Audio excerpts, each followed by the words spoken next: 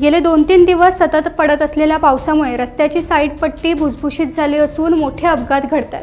काल रात्री गुहागर तालुक्यातील आबलोली बाजारपेठेतून तवसाळ येथे पुलाच्या कामासाठी तयार सिमेंट काँक्रीट घेऊन जाणारा टँकर रस्त्याची साईड पट्टी खचल्याने रस्त्याच्या कडेला कोसळला। यामध्ये घराचं मोठं नुकसान झालंय, मात्र कोणतीही जीवितहानी झाली नाही।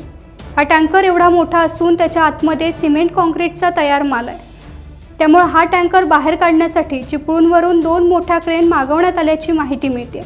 घटनास्थळी स्थानिक प्रशासन दाखल झाले।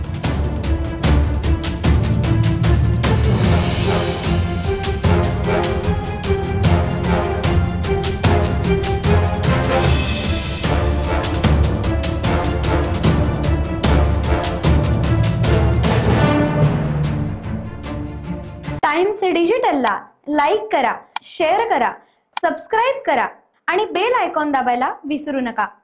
Times digital.